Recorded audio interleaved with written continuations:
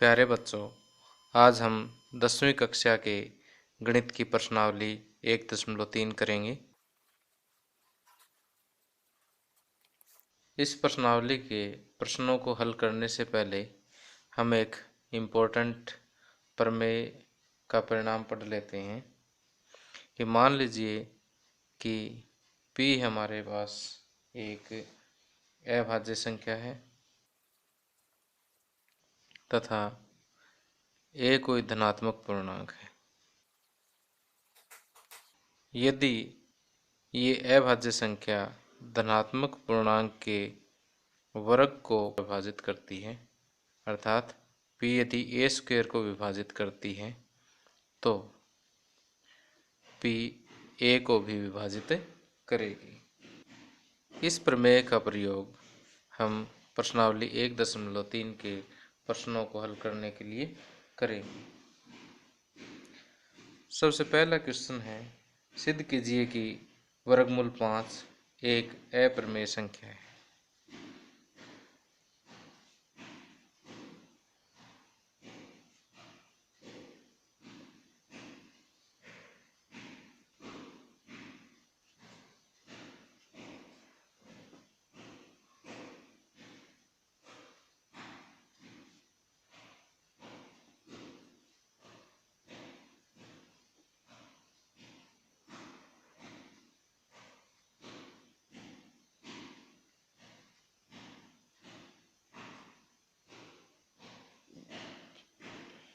इस प्रश्न को हम विरोधाभासी विधि, जिसे इंग्लिश में बाय कंट्राडिक्शन कहते हैं, विधि से हल करेंगे।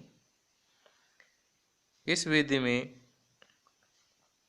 जो चीज़ हमें सिद्ध करनी है, जैसे वर्गमूल 5 को अप्रमेय संख्या सिद्ध करना है, तो अप्रमेय का उल्टा अर्थात प्रमेय संख्या मान के चलेंगे। हम ये कल्पना करेंगे कि वर्गमूल 5 जो है एक प्रमेय संख्या है। फिर हम आगे कुछ स्टेप करेंगे और उन स्टेप में हम अपनी कल्पना को गलत सिद्ध करेंगे और फिर ये अपने आप सिद्ध हो जाता है कि वर्गमूल 5 अगर प्रमेय संख्या नहीं है तो यह अप्रमेय संख्या होगी। तो आइए इसका हल करते हैं।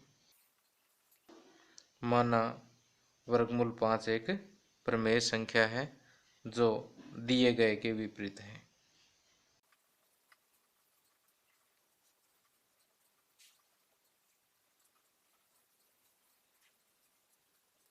अब क्योंकि हमने वर्गमूल 5 को एक प्रमेय संख्या माना है, तो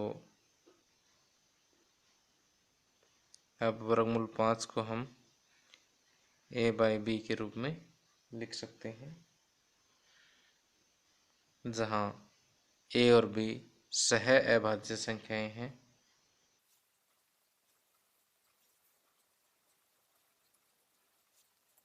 जहाँ a और b सह अभाज्य पूर्णांक है और b 0 नहीं है, क्योंकि अगर b 0 होगा तो परिभाषित नहीं होगा। सह अभाज्य संख्याओं का अर्थ है कि a और b का एक के अलावा कोई अन्य उभयनिष्ठ गुणनखंड नहीं है। यहाँ से वर्गमूल 5b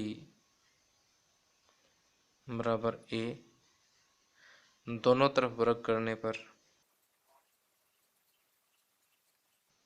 5b स्क्वायर बराबर a स्क्वायर। अब यहाँ से हमें पता लग रहा है कि a स्क्वायर का 5 एक गुणनखंड है, तो a स्क्वायर 5 से विभाज्य है। a स्क्वायर 5 से विभाज्य है। तो इस प्रमेय के अनुसार जब a स्क्वायर 5 से विभाज्य है तो a भी 5 से विभाज्य होगा। इसलिए a भी 5 से विभाज्य होगा। तो यहाँ पर इस समीकरण को हम 1 मान लेते हैं। इस कथन को कथन ए का नाम दे देते हैं। अब क्योंकि ए 5 से विभाज्य है, इसलिए ए को हम 5 m कह देते हैं। m यहाँ पर कोई एक पूर्णांक है।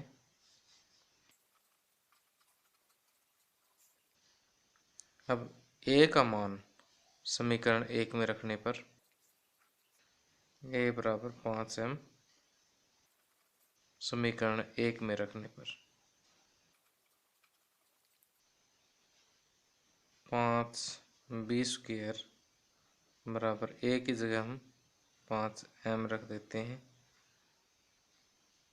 a स्क्वायर तो 5m का स्क्वायर हो जाएगा। 5b स्क्वायर बराबर 5 का वर्ग 25 m स्क्वायर। तो 5 इस साइड जाकर के डिवाइड हो जाएगा, तो यहाँ से हम कह सकते हैं कि b स्क्वायर बराबर 5m स्क्वायर। यहाँ देखिए b स्क्वायर का 5 एक गुणनखंड है, तो हम यहाँ से कह सकते हैं कि b स्क्वायर 5 से विभाज्य है। b स्क्वायर 5 से विभाज्य है।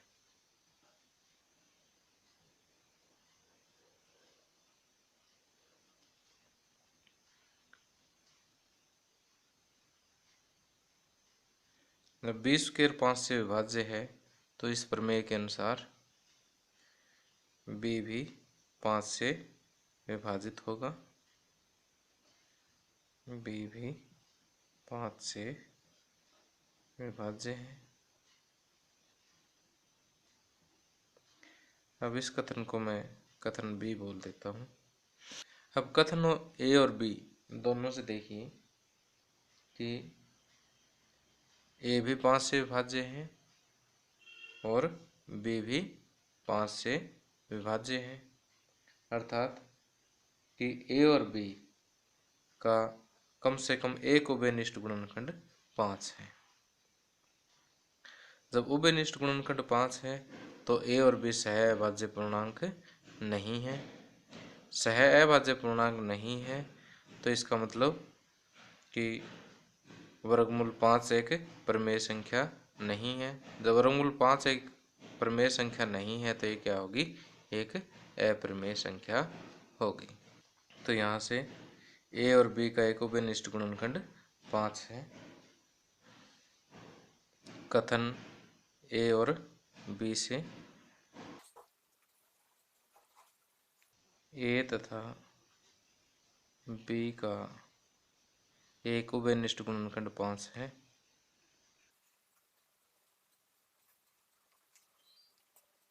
इसका मतलब a और b सह अभाज्य पूर्णांक नहीं है। जब सह अभाज्य पूर्णांक नहीं है, तो वर्गमूल 5 भी एक प्रमेय संख्या नहीं है। जब वर्गमूल 5 एक प्रमेय संख्या नहीं है, तो क्या होगी? अप्रमेय संख्या होगी। अतः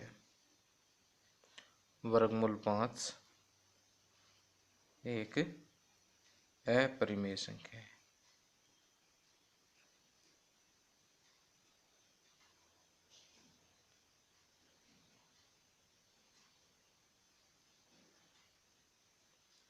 तो एक बार फिर से रिपीट कर रहा हूँ कि हमें सिद्ध करना है कि वर्गमूल 5 एक अपरिमेय संख्या है।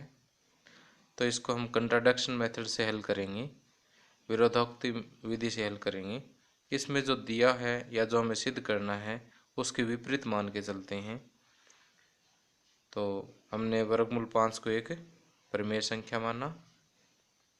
अगर प्रमेय संख्या है, तो इसको a बाई बी के रूप में लिख सकते हैं, जहाँ a और b सह अभाज्य पूर्णांक है। इसका मतलब संख्या 1 को छोड़ करके इनका कोई भी उभयनिष्ठ गुणनखंड नहीं है। अब देखिए, इसको जब हम हल करते हैं, तो वर्गमूल 5b बराबर a दोनों तरफ वर्ग करेंगे तो 5b² बराबर a²। अब a² का 5 एक गुणनखंड है, इसलिए a² 5 से विभाज्य है।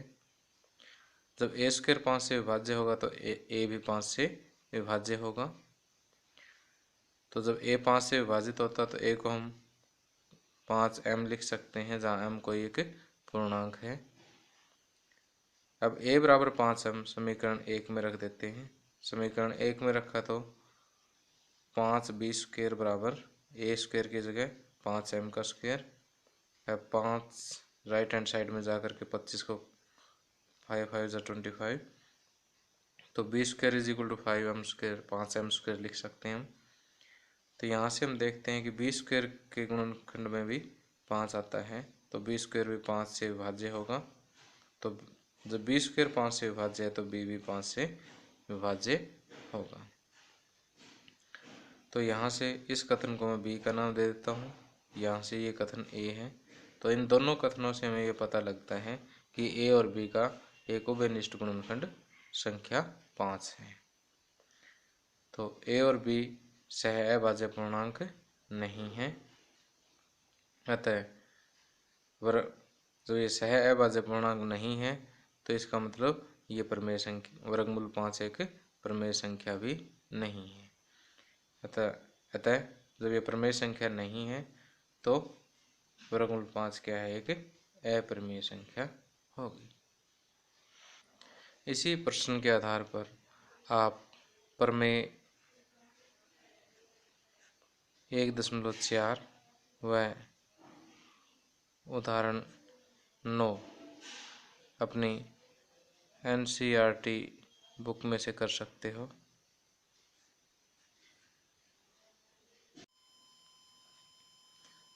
आगे प्रश्न 2, सिद्ध कीजिए कि 3 + 2 वर्गमूल 5 एक अप्रमेय संख्या है।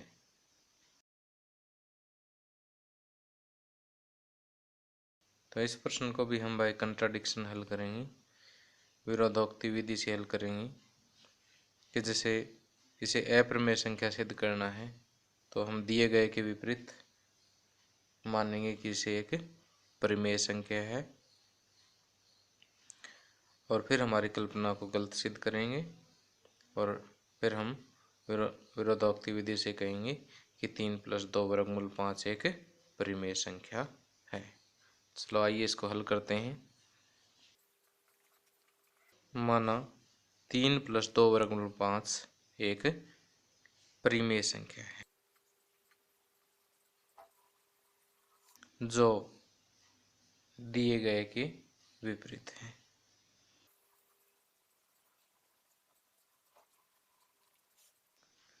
जब इसे हमने प्रमेय संख्या मानना है तो इसे हम a/b के रूप में लिख सकते हैं। 3 + 2 वर्गमूल 5 को हम a/b के रूप में लिख सकते हैं, जहाँ a और b दोनों सह अभाज्य पूर्णांक है तथा b 0 नहीं है।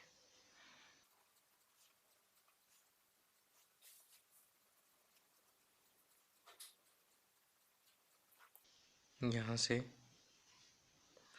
2 वर्गमूल 5 बराबर a/b, ये 3 प्लस है राइट हैंड साइड में आकर के -3 हो जाएगा। 2 वर्गमूल 5 बराबर b एलसीएम आ गया a - 3b, या वर्गमूल 5 बराबर a - 3b अपॉन 2b।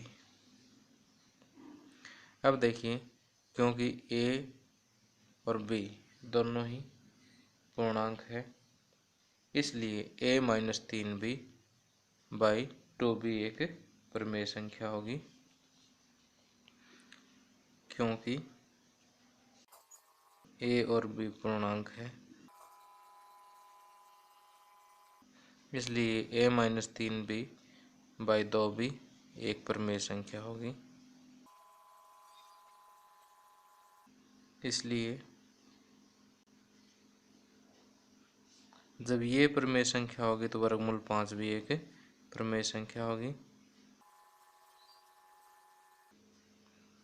ये हमें पता है कि ये बात सत्य नहीं है, क्योंकि वर्गमूल 5 एक अप्रमेय संख्या है, तो इसलिए वर्गमूल 5 एक प्रमेय संख्या होगी जो कि असत्य है।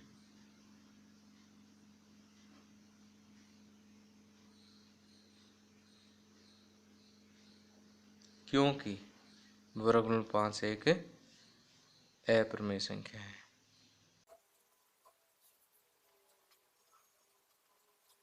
अतः हमारी ये कल्पना गलत है कि 3+2 वर्गमूल 5 एक प्रमेय संख्या है। इसलिए 3+2 वर्गमूल 5 एक अप्रमेय संख्या होगी। अतः हमारी कल्पना गलत है, जिससे यह सिद्ध होता है कि 3+2 वर्गमूल 5 एक अप्रमेय संख्या है।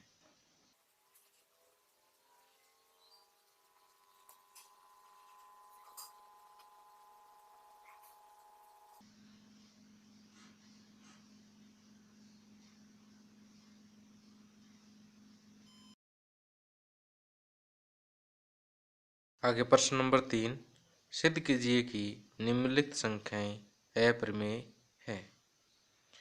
यानी इस प्रश्न में हमें 3 संख्याएं दे रखी है जिन्हें हमें सिद्ध करना है कि ये अप्रमेय संख्याएं हैं। तो सबसे पहला पार्ट है 1/√2, 1/√2। तो इसका हम हल करते हैं।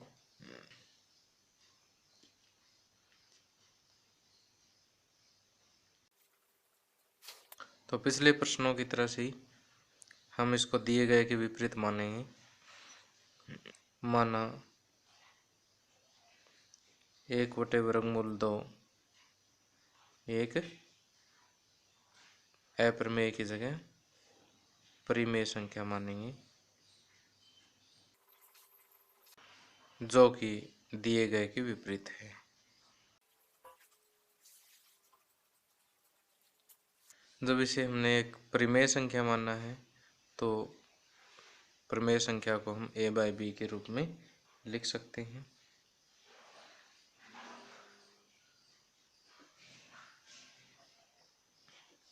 जहाँ a और b सह अभाज्य पूर्णांक है तथा b 0 के बराबर नहीं है।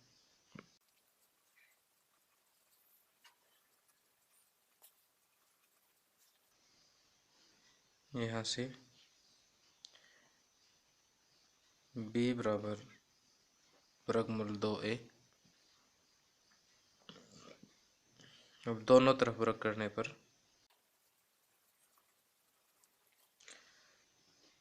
b² बराबर 2a²। यहाँ से हम देखते हैं कि b² के गुणनखंड में एक संख्या 2 आती है, इसलिए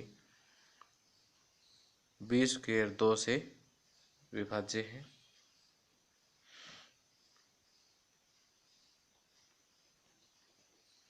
b² संख्या 2 से विभाज्य है। जब b² 2 से विभाज्य है तो संख्या b भी 2 से विभाज्य होगी।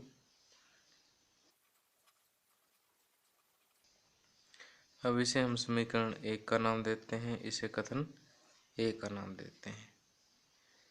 जब b 2 से विभाज्य है तो हम b को कह सकते हैं 2m। m यहाँ पर कोई एक पूर्णांक है, जहाँ m एक पूर्णांक है। b का ये मान समीकरण 1 में रखने पर b का मान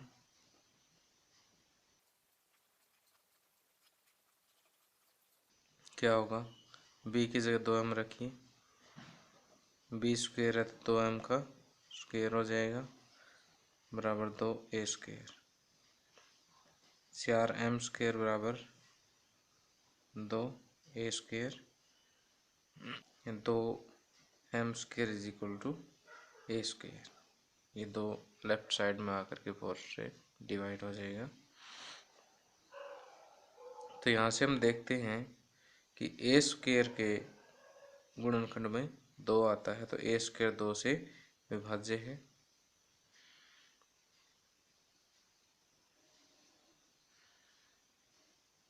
a² संख्या 2 से विभाज्य है। जब a² 2 से विभाज्य है तो a भी 2 से विभाज्य होगा।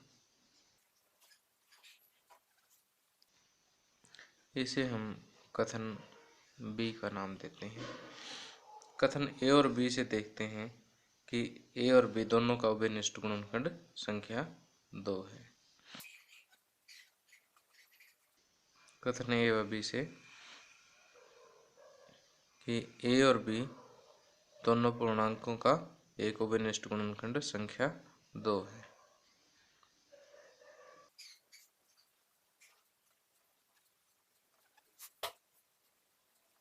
जब एक उभयनिष्ठ गुणनखंड संख्या 2 आ गई है तो इसका मतलब a और b सहअभाज्य पूर्णांक नहीं है।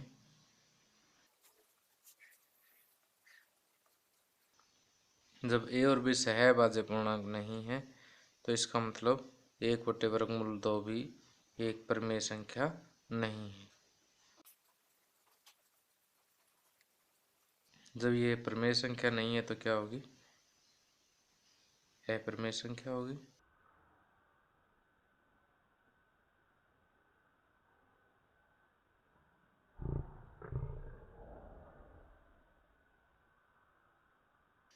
अब थर्ड क्वेश्चन का सेकंड पार्ट हल करते हैं, जिसमें 7√5 को हमें एक अपरिमेय संख्या सिद्ध करना है।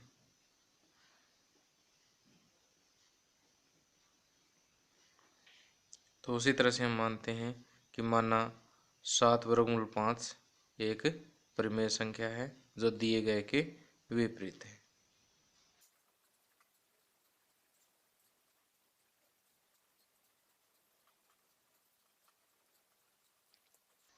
जब इसे हमने परिमेय संख्या माना है तो 7√5 को हम a/b के बराबर मान लेते हैं, जहाँ a और b दो सहअभाज्य पूर्णांक है तथा b 0 नहीं है।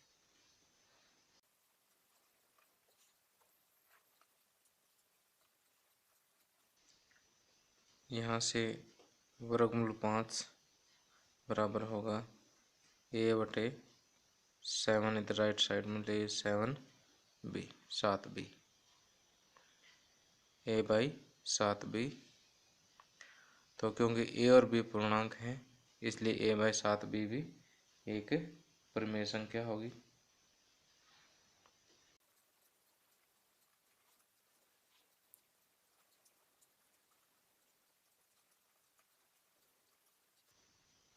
क्योंकि a और b पूर्णांक है इसलिए a/7b एक परिमेय संख्या होगी। जब राइट हैंड साइड एक परिमेय संख्या होगी तो √5 भी एक परिमेय संख्या होगी, जो कि सत्य नहीं है। √5 भी एक परिमेय संख्या होगी जो कि सत्य नहीं है, क्योंकि ये हम जानते हैं कि √5 एक अपरिमेय संख्या है।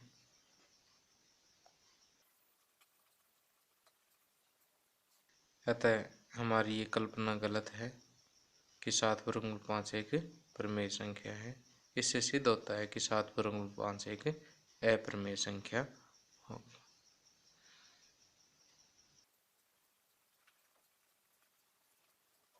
अतः हमारी कल्पना गलत है।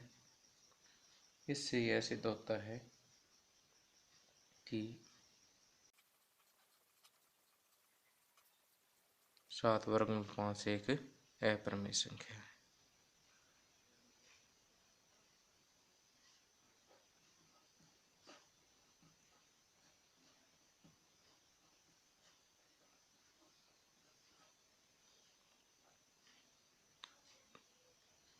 थर्ड क्वेश्चन का थर्ड पार्ट हल करते हैं, जिसमें हमें सिद्ध करना है कि 6 प्लस वर्गमूल 2 एक अपरिमेय संख्या है। तो पिछले क्वेश्चनों की तरह से इसमें भी हम मानते हैं कि एक परिमेय संख्या है जो कि दिए गए के विपरीत है। माना 6 प्लस वर्गमूल 2 एक परिमेय संख्या है जो कि दिए गए के विपरीत है। जब इसे हमने परिमेय संख्या मानना है तो इसे a/b के रूप में लिख सकते हैं, जहाँ a और b सह-अभाज्य पूर्णांक है तथा b 0 नहीं है।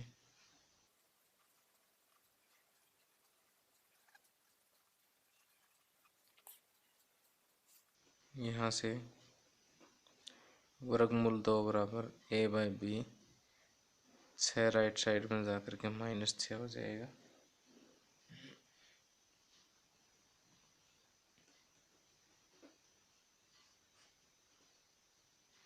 b LCM a - 6b। अब देखिए a और b दोनों पूर्णांक है, क्योंकि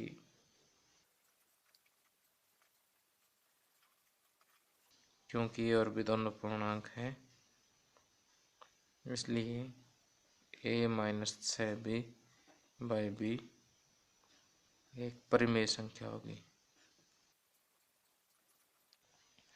जब राइट हैंड साइड परिमेय संख्या है तो वर्गमूल 2 भी एक परिमेय संख्या होगी जो कि सत्य नहीं है। वर्गमूल 2 एक परिमेय संख्या होगी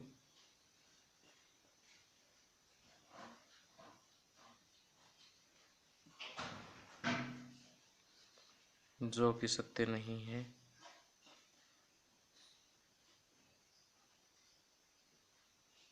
क्योंकि वर्गमूल 2 एक अपरिमेय संख्या है। अतः हमारी कल्पना गलत है कि 6 प्लस वर्गमूल 2 एक परिमेय संख्या है। अतः हमारी कल्पना गलत है।